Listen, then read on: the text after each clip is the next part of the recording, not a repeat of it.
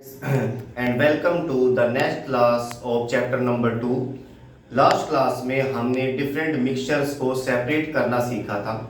चार टाइप के मिक्सचर्स को हमने क्या किया था, सेपरेट किया था, और उसमें हमने चार टेक्निक सीखी थी। आज हम चार टाइप के और मिक्सचर्स को सेपरेट करेंगे और डिफरेंट टेक्निक्स को सीखेंगे। ठीक है, तो सबसे पहले हम स्टार्ट करते हैं एक पिगमेंट में से, या एक ब्लैक कलर की इंक है, उसमें से डिफरेंट कलर को क्या करना, अलग करना। इसमें आप पहले ये समझ लीजिए कि ब्लैक अपने आप में कोई कलर नहीं है।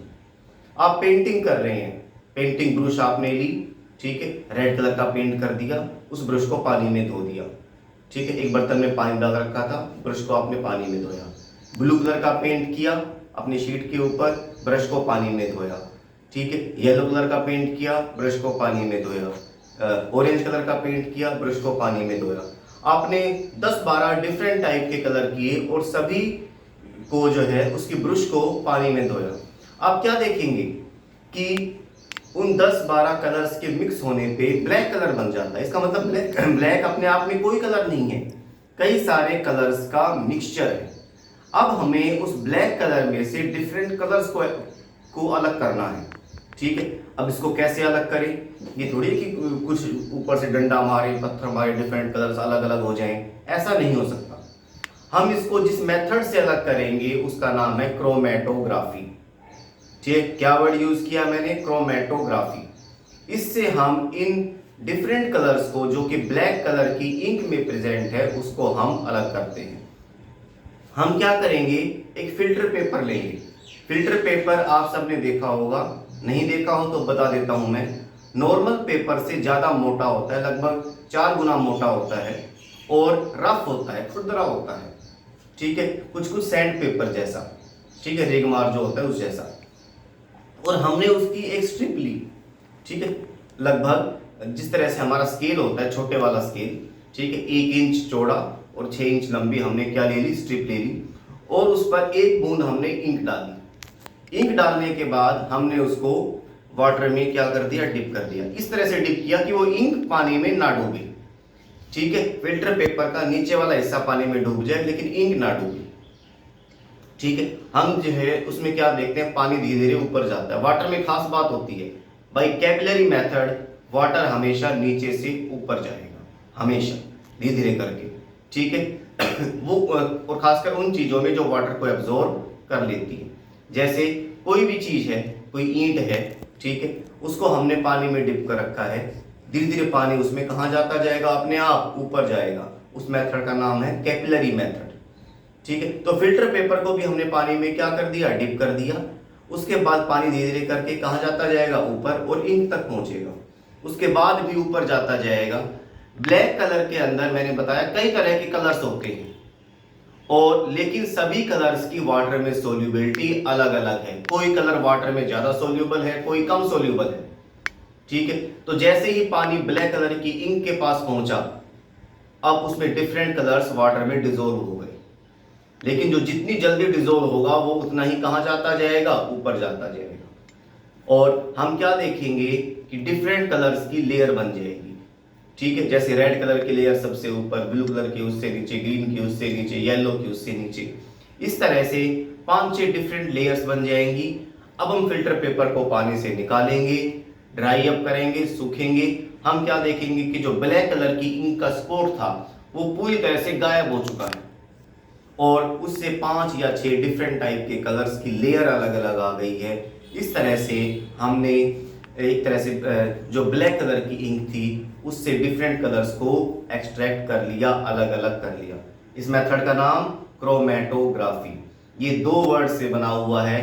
क्रोमा, क्रोमा मीन्स कलर, ये एक ग्रीक वर्ड है chroma. Chroma means colour and graphy means study. Graphy का मतलब ही स्टडी होता है। फोटोग्राफी, फोटो की स्टडी करना, ग्राफी मीन्स स्टडी। तो जिसमें हम कलर्स को स्टडी करते हैं उसको हम क्रोमेटोग्राफी कहते हैं। तो इस तरह से हमने जो ब्लैक कलर की इंक थी उसमें जो डिफरेंट कलर्स थे उनको हमने क्रोमेटोग्राफी टेक्निक से अलग अलग कर लिया।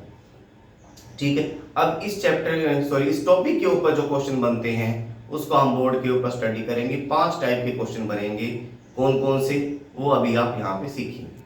सबसे पहले इसमें है how can you separate different colours from black ink. Black ink जो है उससे डिफरेंट कलर्स को हम कैसे सेपरेट करेंगे। मेथड का नाम बाई क्रोमेटोग्राफी। क्रोमेटोग्राफी मेथड से इसको हम अलग करेंगे। ये 1 नंबर का क्वेश्चन हो गया। अगर आपसे पूछे how can you separate different colours from black ink, सिर्फ एक वर्ड में लिखो बाई क्रोमेटोग्राफी। क्लियर। नेक्स्ट है what is the principle involve behind this. इसके पीछे क्या प्रिंसिपल है। प्रिंसिपल ये है कि different colours have different solubility in water. ठीक है, जो डिफरेंट कलर्स हैं ब्लैक इंक के अंदर उनकी वाटर में सोल्युबिलिटी अलग अलग है। कोई हाईली सोल्यूबल है, कोई लेस सोल्यूबल है, लेकिन ध्यान रखना सभी के सभी वाटर में सोल्यूबल जरूर हैं। ये बात भी हम इसमें लिख सकते हैं, different colours have different solubility in water and all solutes are soluble in same solvent। एक ही सॉल्वेंट में सारे के सारे क्या हैं, सोल्यूबल हैं, घुल जाते हैं। अप्लाइड फॉर, किस तरह के मिक्सचर्स को सेपरेट करने के लिए यूज होगा ये वाला method. This method is applied to separate those mixtures in which solute have different solubility in solvent. जिसमें जो डिफरेंट सोल्यूट है, जैसे ब्लैक कलर की इंक वाले केस में जो डिफरेंट कलर्स हैं वो क्या है, सोल्यूट।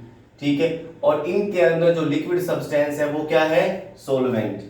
वो सारे के सारे कलर जो है वो वाटर में सोल्यूबल हैं, लेकिन हर एक की सोल्यूबिलिटी डिफरेंट है। जब भी सोल्यूबिलिटी डिफरेंट हो एक ही सोल्वेंट के अंदर, तो उन सोल्यूट्स को अलग करने के लिए हम कौन सा मेथड यूज करेंगे, क्रोमेटोग्राफी। ठीक है, कौन कौन से अदर एग्जांपल्स हैं, कलर्स इन डाई। डाई में जो डिफरेंट कलर्स होते हैं उनको हम क्रोमेटोग्राफी टेक्निक से अलग करते हैं। पिगमेंट्स फ्रॉम नेचुरल कलर, जो भी नेचुरल कलर्स हैं, जैसे ग्रीन कलर की लीव्स है उसमें ग्रीन कलर में डिफरेंट कलर्स हैं, उसको भी हम इसी मेथड से सेपरेट करेंगे क्रोमेटोग्राफी में। ड्रग्स फ्रॉम ब्लड, ब्लड में अगर ड्रग्स हैं उसको भी हम इसी मेथड से क्या करेंगे, सेपरेट करेंगे। इसमें 2-3 बातें आप समझ लीजिए। एक तो कुछ बच्चों को डाउट रहता है कि हमारे ब्लड में ड्रग्स कैसे आई। ड्रग्स का मतलब यहाँ पर दवाइयों से है, नशा करने वाली चीजों से नहीं। ड्रग्स का मतलब ही दवाइयाँ हैं, मेडिसिन, उनको हम ड्रग्स कहते हैं। ठीक है, और हमारे ब्लड में ड्रग्स कैसे आई, कोई पर्सन है वो दवाइयाँ ले रहा है, बीपी की दवाई ले रहा है, शुगर की दवाई ले रहा है, किसी भी तरह की दवाई ले रहा है, तो वो उसके ब्लड में ही मिक्स होती है। ठीक है, अब अगर ऐसा कोई पर्सन अपने ब्लड को डोनेट कर दे तो उसके ब्लड में भी ये ड्रग्स जो है वो प्रेजेंट होगी। इसको समझ सकते हैं हम एक एग्जांपल से, और इसी एग्जांपल को मैं यहाँ पे डिटेल में आपको बता रहा हूँ। एक कोई पर्सन है, ठीक है, वो अपना ब्लड डोनेट करना चाहता है, लेकिन उसका ब्लड प्रेशर हाई है। वो हाई ब्लड प्रेशर को लो करने वाली दवाइयाँ लेता है हर रोज। उसने अपना ब्लड डोनेट कर दिया, ठीक है, उसके ब्लड के अंदर क्या प्रेजेंट थी, वो दवाई जो कि ब्लड प्रेशर को लो कर दे। ठीक है, उसने अपना ब्लड डोनेट कर दिया, किसी ऐसे आदमी के बॉडी के अंदर ब्लड डाला गया जिसको ब्लड की जरूरत थी। अब ब्लड के साथ साथ उसे वो दवाई भी मिल गई, जिस दवाई से ब्लड प्रेशर लो हो जाता है। उससे तो उसका ब्लड प्रेशर लो हो जाएगा, उसकी हालत और खराब हो जाएगी। ठीक है, इसीलिए जो भी ब्लड जो पर्सन डोनेट करता है, ठीक है, सबसे पहले उसमें से जो भी ड्रग्स वगैरह हैं उसको सेपरेट किया जाता है इसी मेथड से। एक बात और ध्यान रखना, ब्लड कभी भी बेचा नहीं जाता, हमेशा आप देखेंगे ब्लड डोनेट किया जाता है। ठीक है, और जो डोनेट करता है उसके बदले में उसे कुछ नहीं मिलता, ध्यान रखना। ठीक है, ये नहीं कोई पर्सन अपना ब्लड बेच दे, 2000 रुपए किलो है मेरा ब्लड, इस तरह से नहीं बेच सकते। ब्लड हमेशा डोनेट किया जाएगा। ठीक है, ब्लड डोनेट कर देते हैं, बदले में उनको एक कार्ड मिल जाता है, जिस कार्ड से वो 6 महीने तक अगर उनको जरूरत है तो उन्हें ब्लड मिल जाएगा आसानी से। और आजकल तो ब्लड के बदले ही ब्लड मिलता है। मान लो आपका कोई रिलेटिव है, भगवान ना करे उसे ब्लड की जरूरत है, तो पहले आप ब्लड डोनेट करोगे, बदले में ब्लड बैंक आपको ब्लड देगा। और ये भी नहीं है कि एक तरह से ब्लड जो है एक पर्सन से दूसरे पर्सन में डायरेक्ट एक तरह से दे दिया जाएगा, वो नहीं होता। ब्लड हमेशा पहले ब्लड बैंक में दिया जाएगा, ब्लड बैंक उस ब्लड को फिल्टर करेगा, साफ सूफ करेगा, सारे ड्रग्स वगैरह को निकालेगा, और उसके बाद में वो ब्लड जो है वो दूसरे पर्सन जिसको एक तरह जरूरत है उनको सप्लाई किया जाएगा। तो जो भी ब्लड के अंदर ड्रग्स प्रेजेंट होती हैं, ठीक है, उसको क्रोमेटोग्राफी टेक्निक से ही अलग किया जाता है। इस टेक्निक में क्या होता है ये आप इस डायग्राम से बिल्कुल क्लियर हो जाएगा आपको। ये देखिए, ये फिल्टर पेपर की स्ट्रिप है। फिल्टर पेपर मैंने बताया था नॉर्मल पेपर से लगभग 4 गुना मोटा होता है और इसमें दाने दाने से होते हैं, रफ होता है, खुरदरा होता है।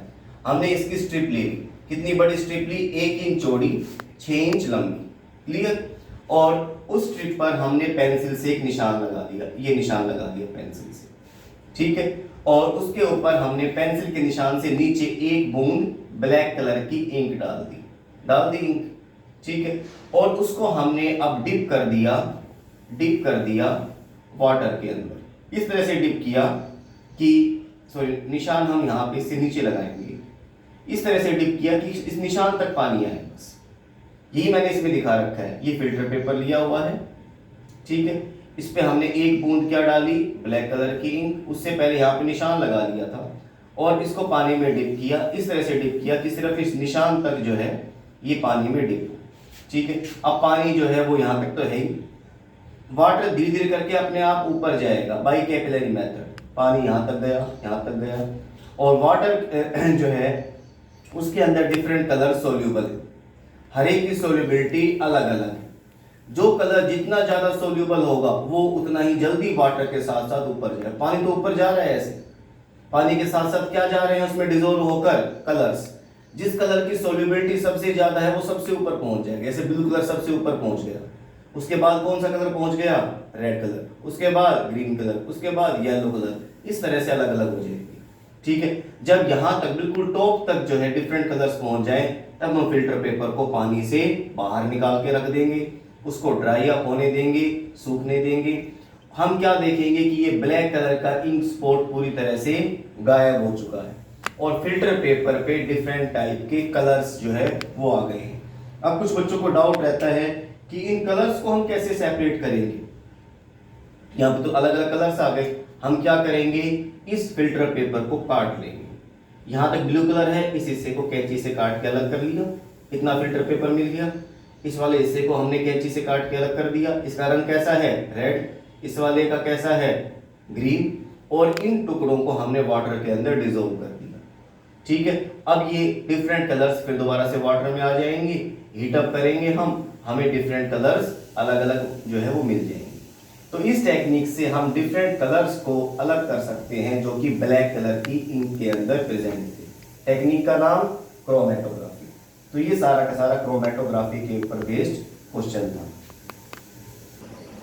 अब इसके बाद जो नेक्स्ट मेथड है, how can you separate ethanol and water. Ethanol मतलब अल्कोहल, जो भी हार्ड ड्रिंक्स होती हैं, शराब होती हैं, ठीक है, उन सब के अंदर इथेनॉल प्रेजेंट होता है। वाइन, विस्की, बियर, रम, शैंपेन, वोडका, इन सब के अंदर क्या प्रेजेंट है, इथेनॉल। उसकी क्वांटिटी अलग अलग होती है। इथेनॉल और वाटर दोनों गहरे दोस्त हैं, दोनों में बड़ी अच्छी दोस्ती है, दोनों के दोनों मिसिबल हैं, बिल्कुल आपस में घुल मिल जाते हैं, पता ही नहीं चलता वाटर कहाँ पर है एंड इथेनॉल कहाँ पर है। हम इन दोनों को कैसे सेपरेट करें, हमने दोनों के अंदर उनकी जो दोस्ती है उनके बीच में क्या दरार है, क्या डिफरेंस है कि उनकी दोस्ती अलग अलग हो जाए, वो ढूंढें। और वो है दोनों का बॉइलिंग पॉइंट अलग अलग, दोनों अलग अलग टेम्परेचर पे बॉयल होते हैं। इथेनॉल बॉयल होता है 78 डिग्री सेल्सियस पे और वाटर बॉयल होता है 100 डिग्री सेल्सियस पे। दोनों का बॉइलिंग पॉइंट अलग अलग है और इसी डिफरेंस का फायदा उठाकर हम दोनों को सेपरेट करेंगे। जिस टेक्निक से हम इथेनॉल एंड वाटर को सेपरेट करते हैं उस टेक्निक का नाम है डिस्टिलेशन मेथड। क्या वर्ड यूज किया है मैंने, डिस्टिलेशन मेथड, ठीक है। और ये वाला मेथड सारे इस तरह के मिक्सचर्स के लिए है जो आपस में मिसिबल हैं, आपस में घुल जाते हैं, लेकिन उनके बॉइलिंग पॉइंट अलग अलग हैं और बॉइलिंग पॉइंट का डिफरेंस जो है वो 20 डिग्री सेल्सियस या 20 केल्विन से ज़्यादा है। जैसे यहाँ पर मैंने बताया कि इथेनॉल का boiling point 78 degree Celsius, water का बॉइलिंग पॉइंट 100 डिग्री सेल्सियस। दोनों के बॉइलिंग पॉइंट में डिफरेंस कितना हो गया, 22 डिग्री सेल्सियस। तो इस तरह के दो या उससे ज़्यादा मिक्सचर जिनके बॉइलिंग पॉइंट का डिफरेंस 20 डिग्री सेल्सियस से ज़्यादा है, उसको हम अलग करेंगे by which method, distillation method. लेकिन साथ ही साथ वो दोनों के दोनों आपस में मिसिबल होने चाहिए। ठीक है, तो इस टेक्निक का नाम डिस्टिलेशन मेथड है, जिससे हम दो इस तरह के मिक्सचर्स को अलग अलग कर सकते हैं। ठीक है, और इसमें प्रिंसिपल क्या इन्वॉल्व है? प्रिंसिपल ये है कि दोनों लिक्विड जो है उनकी अलग अलग बॉइलिंग पॉइंट है। इसका बॉइलिंग पॉइंट ज़्यादा है, ठीक है, वो हमें एक तरह से वही मिल जाएगा। जो बॉइलिंग पॉइंट लो है उसके वेपर बन जाएंगे, उसको हम अलग कर लेंगे। तो ये वाला मेथड इस तरह के मिक्सचर्स के लिए है। अब इस सारे के सारे क्वेश्चन जो इस टॉपिक पे बेस्ड है उसको हम बोर्ड पे देखेंगे। बिल्कुल ध्यान से सभी बच्चे कंसंट्रेट करेंगे। यहाँ पर क्वेश्चन क्या बना? क्वेश्चन ये है, how can you separate ethanol and water. Ethanol का मतलब मैंने आपको बता दिया, अल्कोहल, एंड वाटर, दोनों के दोनों आपस में मिसिबल है। किस मेथड से हमने अलग किया? By distillation method. 1 नंबर का क्वेश्चन बन गया, सिर्फ मेथड का नाम पूछा होगा। क्या प्रिंसिपल इसमें इन्वॉल्व है? Two liquids are miscible. Miscible का मतलब आपस में मिक्स हो जाते हैं, but have different boiling point, उनका बॉइलिंग पॉइंट अलग अलग है। अप्लाइड फॉर, किस तरह के मिक्सचर्स के लिए अप्लाइड होता है? फॉर 2 और मोर मिसिबल लिक्विड्स, जब लिक्विड आपस में क्या हो? मिसिबल हो, लेकिन उनका बॉइलिंग पॉइंट अलग अलग हो, और बॉइलिंग पॉइंट का डिफरेंस 20 डिग्री सेल्सियस या 20 केल्विन से ज्यादा है। ठीक है, डिफरेंस ध्यान रखना, डिफरेंस कितना होना चाहिए? 20 डिग्री सेल्सियस या 20 केल्विन से ज्यादा का डिफरेंस होना चाहिए दोनों लिक्विड सब्सटेंसेस के बीच में। Other example acetone and water. अब हम इसको किस तरह से सेपरेट करेंगे उस टेक्निक को देखिए। हमने इस तरह का एक राउंड बॉटम फ्लास्क लिया, कांच का बना हुआ होता है ये, राउंड बॉटम, बॉटम इसकी राउंड इसलिए इसको राउंड बॉटम फ्लास्क, ठीक है। और इसमें हमने दोनों टाइप की लिक्विड ले ली। क्या क्या? वाटर भी और इथेनॉल भी, ठीक है, मैं यहीं पे दिखा रहा हूं। हमने दोनों टाइप की लिक्विड ले ली है, इसके अंदर वाटर भी है इसके अंदर, प्लस इथेनॉल भी, दोनों को डाल दिया इसके अंदर। इसके बाद हम क्या करेंगे?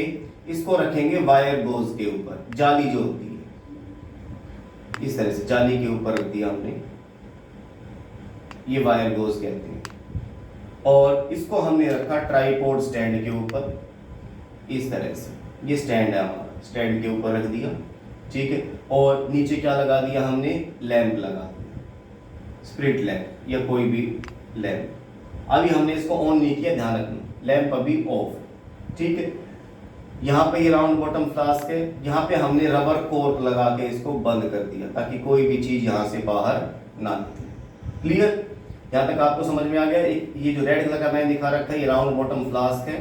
इसके अंदर मैंने क्या क्या चीजें ली हैं? Water and ethanol, wire goes के ऊपर रखा, ट्राइपॉड स्टैंड, और यहाँ पे मैंने नीचे क्या लगा दिया?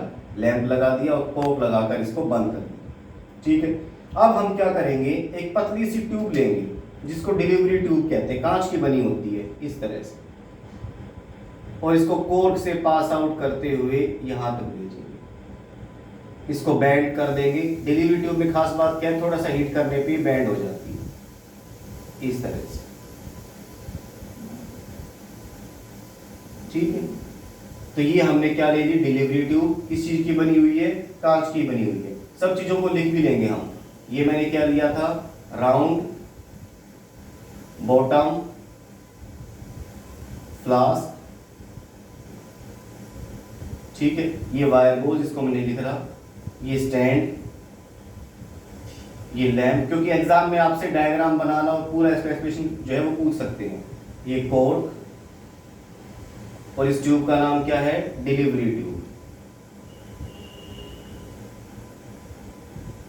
ठीक है। ये हम यहां पर आइस पैकिंग लगा देंगे। डिलीवरी ट्यूब यहां से है, यहां पर हमने आइस पैकिंग लगा दी, मतलब इसके चारों तरफ हमने क्या लपेट दी? आइस, आइस की पैकिंग लगा दी, आइस के क्यूब्स लगा दिए इसके चारों तरफ, ठीक है। यहां पर एक और बीकर रखा इस तरह से। अब हम क्या करेंगे? हमने स्प्लिट लैंप को ऑन किया। लैंप को ऑन करते ही यहां से क्या निकलेगी? फ्लेम निकलेगी। अब ध्यान से देखना क्या क्या होगा। फ्लेम निकलेगी ऐसे, ठीक है। और यहाँ पे राउंड बॉटम फ्लास्क में जाएगी। राउंड बॉटम फ्लास्क के अंदर जो भी लिक्विड सब्सटेंस प्रेजेंट है वो हीट अप होंगे, ठीक है। हम यहाँ पर एक थर्मोमीटर भी डाल के रखेंगे, थर्मोमीटर हमने लटका रखा है यहाँ पर, ठीक है।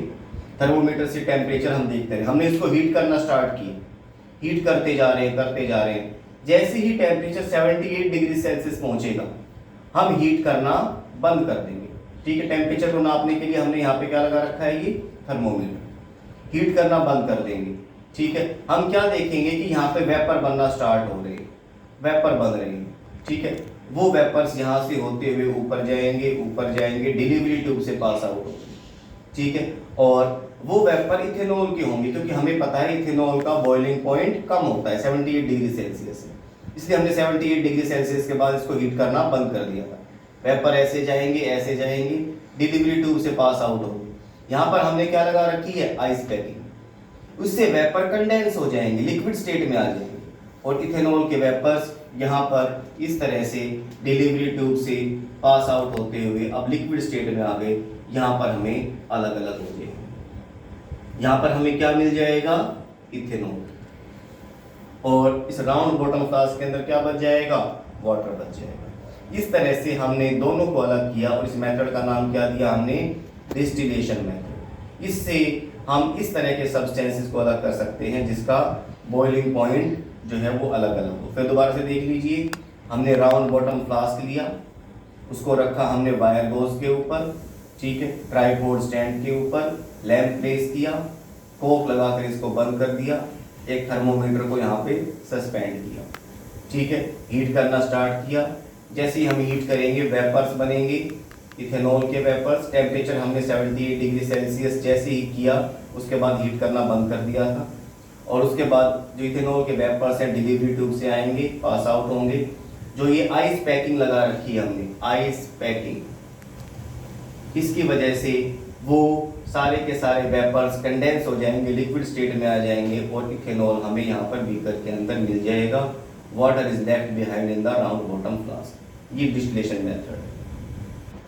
इसी तरह का एक और मेथड है फ्रैक्शनल डिस्टिलेशन मेथड। ये मेथड इस तरह के मिक्सचर्स के लिए है जिनके बॉइलिंग पॉइंट में डिफरेंस 20 केल्विन या उससे कम है। ठीक है, अगर 2 लिक्विड है या 3 लिक्विड है, उनके बॉइलिंग पॉइंट का डिफरेंस 20 डिग्री सेल्सियस से ज्यादा है, ठीक है, तो हम कौन सा मेथड यूज करेंगे, डिस्टिलेशन मेथड। और अगर उनके टेम्परेचर के बीच का डिफरेंस, बॉइलिंग पॉइंट के बीच का डिफरेंस 20 केल्विन से कम है, ठीक है, तो हम मेथड यूज करेंगे फ्रैक्शनल डिस्टिलेशन मेथड। और इसी मेथड से पेट्रोलियम में से डिफरेंट कंपोनेंट्स को अलग किया जाता है। याद रखना, पेट्रोलियम में कई तरह के सब्सटेंसेस मिक्स होते हैं। पेट्रोलियम मतलब क्रूड ऑयल, कच्चा तेल। ठीक है, उसके अंदर कम से कम 10 तरह की चीजें मिक्स है, और सारी की सारी चीजें हमारे काम की हैं। जैसे एलपीजी, लिक्विफाइड पेट्रोलियम गैस, वो पेट्रोलियम गैस है, वो पेट्रोलियम से ही मिलती है। पेट्रोलियम जो है एक काले से रंग का गाढ़ा लिक्विड सब्सटेंस है जो कि जमीन से निकलता है। ठीक है, और उसको हम जैसे ही हीट करेंगे, सबसे पहले उसमें से कौन सी गैस अलग हो जाएगी, पेट्रोलियम गैस। इसके अलावा उससे पेट्रोल अलग होगा, डीजल अलग होगा, केरोसिन अलग होगा, वैक्स अलग होगा, नेफ्था अलग होगा, डिफरेंट चीजें हैं। ठीक है, और सारी ग्रीस भी उसी से निकलती है, वैसलीन भी उसी से निकलती है। ठीक है, हर चीज जो है इस तरह की चीजें हमें कहाँ से मिलती हैं, पेट्रोलियम से मिलती है, और उनके डिफरेंट यूजेस होते हैं। उन सब के बॉइलिंग पॉइंट का डिफरेंस जो है वो 20 केल्विन से कम है। ठीक है, मान लो पेट्रोल का boiling point 70 degree Celsius, diesel का 80 डिग्री सेल्सियस, केरोसिन का 55 डिग्री सेल्सियस। इनके बॉइलिंग पॉइंट का डिफरेंस जो है वो 10 डिग्री सेल्सियस से कम है। तो इनको हम अलग करेंगे बाई फ्रैक्शनल डिस्टिलेशन मेथड। इसका डिटेल आपके कोर्स में नहीं है, आप सिर्फ क्या क्या बातें याद रखेंगे। Where fractional distillation method is used, it is used when the difference in boiling point of 2 or more solute is less than 20 Kelvin। अगर 20 केल्विन या 20 डिग्री सेल्सियस से लेस उनके बॉइलिंग पॉइंट का डिफरेंस है, तो हम कौन सा मेथड यूज करेंगे, फ्रैक्शनल डिस्टिलेशन मेथड। ठीक है, और इसका एग्जांपल मैंने क्या बताया, 2 एग्जांपल आप याद रखेंगे। Different components of petroleum are separated from fractional distillation method, और दूसरा different component of air. Air के डिफरेंट कंपोनेंट को भी हम फ्रैक्शनल डिस्टिलेशन मेथड से अलग करेंगे। ठीक है, एयर के अंदर नॉर्मली 4 मेन गैसेस हैं, nitrogen, oxygen, argon and CO2। इन चारों गैसेस को हम अलग करेंगे by which method, fractional distillation method. और इस मेथड का डिटेल एयर के डिफरेंट कंपोनेंट्स को हम अलग कैसे कैसे कर सकते हैं, इसका डिटेल हम नेक्स्ट क्लास में पढ़ेंगे, क्योंकि नेक्स्ट क्लास में जो है लगभग 3 टॉपिक होंगे इससे रिलेटेड। ठीक है, अभी आप इन तीनों टाइप के मेथड्स को याद रखें। ठीक है, और बड़ी जल्दी ही चैप्टर आपका कंप्लीट हो जाएगा। आप हर चीज़ को साथ साथ मेमोराइज रखें, पिछला चैप्टर साथ साथ रिवाइज करते रहें। ठीक है, और अपनी स्टडीज़ के ऊपर पूरा तरह से कंसंट्रेट करें। Okay, thank you.